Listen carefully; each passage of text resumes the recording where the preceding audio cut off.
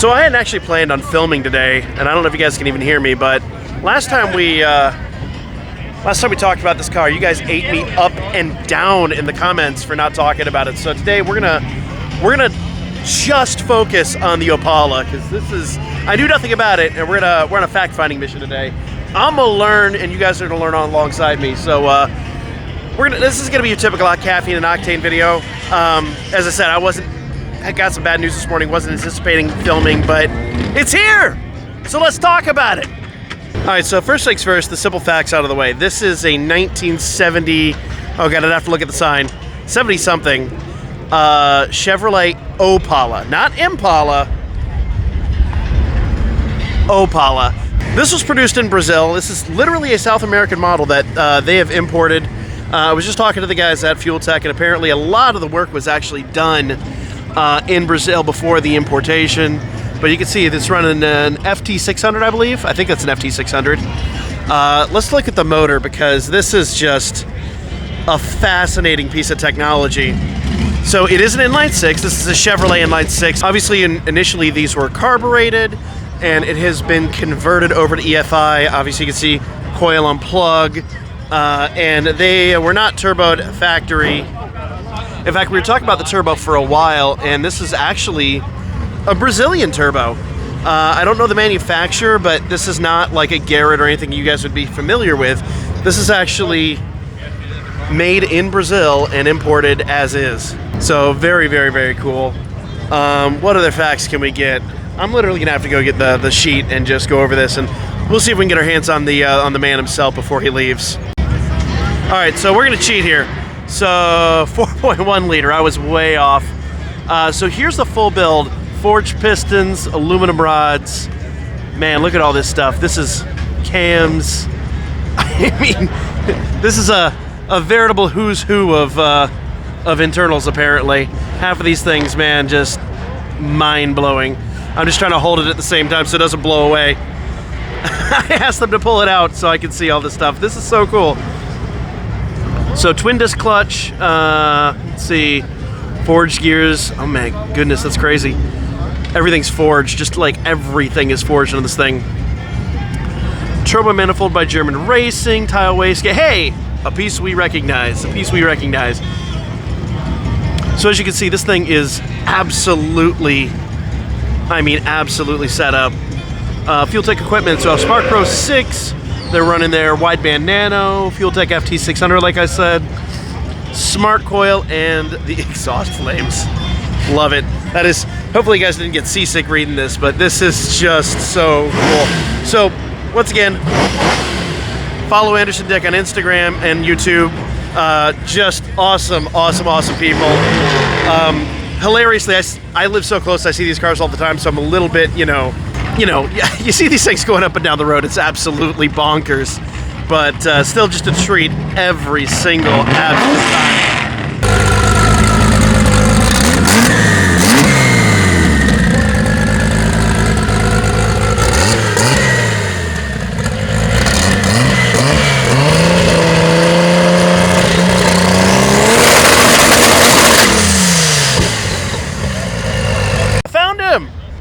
Hey How's guys. it going? How's it going this morning? Good to see you, man. Good to see you too. Yeah. So, I got in trouble for not covering this car too much. So, give us a little bit of lowdown on the vehicle itself. Actually, you know what? We should get in the shot, shouldn't we?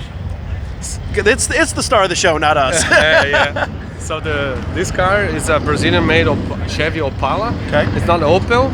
It's Opala. Yeah, that's what I was saying earlier. It's not Opel. It's not our Impala. Yeah. It's a whole different animal. Yes, it's different. So this was designed in Brazil in the 60s by the Brazilian Chevy engineers, and design team. They didn't have access to the projects from the US cars or European cars, so they had to design pretty much based on the photos or sketches or all this stuff. So they designed this car in Brazil, and it's Brazilian made. It's only a few other countries in the world that actually seen this particular. So what other countries would have it?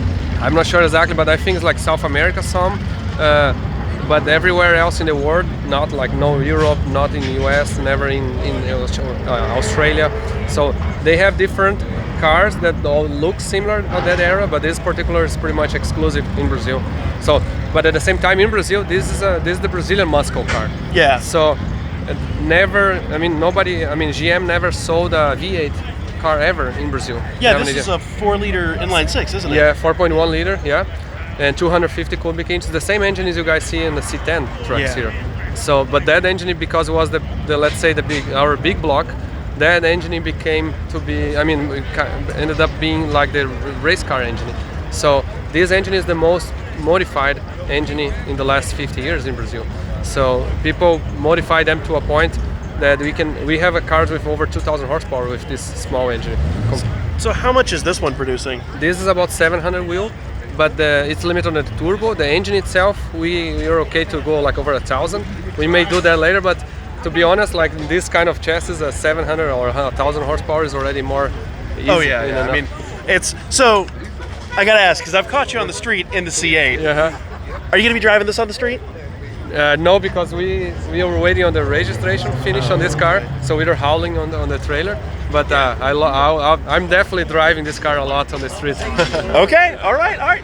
So we'll have to we'll keep an eye, because I'm not gonna name the road, but I caught you guys going up a specific road near your shop. It was really cool. So thank you so much for your time. I appreciate it. Thank you, guys. Thank you. Oh yeah. I'm a little tethered. Sorry, guys.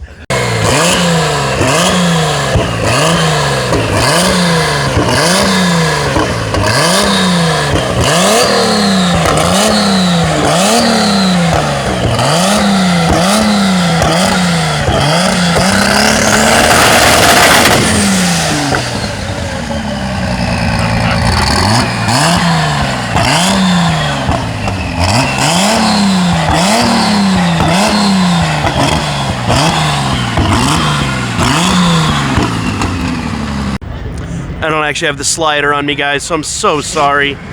These are all hand shots, so they're gonna be shaky cam and all that stuff. I left all the good equipment at home, but still, just a gorgeous car.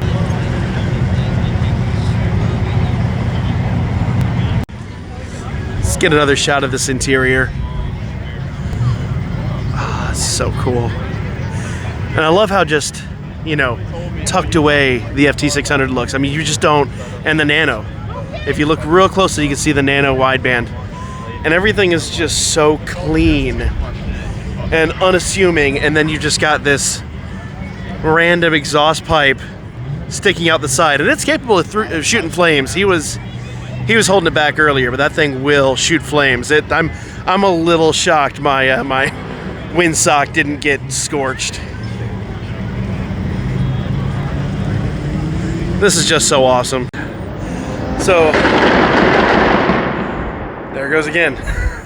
So I really wasn't anticipating filming today at all, guys. I'm sorry, my hair is a mess. I haven't groomed the beard at all. I had something go down early this morning, and it ruined my will to film. But you guys asked for the Opala. There it is. Filmed that a few minutes ago, and you can still, people are still surrounding it. It's just one of the coolest things ever. We're gonna bid farewell to Fueltech and to the Opala here, but thank you so much. You guys asked for it. I couldn't help but not film it. First time today I've had a smile on my face. So guys, thank you so much. Make sure you subscribe, stay up to date with all that stuff. The builds are coming. I promise you the builds are coming. I've had a little bit of some personal stuff going on this spring, but yeah, we're coming back at you really soon. I've got we're finishing up the preparations of putting the 944 up for short-term storage, and of course the RD2, which a lot of carbon fiber work in the works, and we got to finish the motor. So for now, guys, that's gonna be the video. Subscribe, stay up to date, and remember, keep building crazy stuff like that, because you know what? I'll let y'all in a little secret you may not know, but sanity is overrated. Pass it on.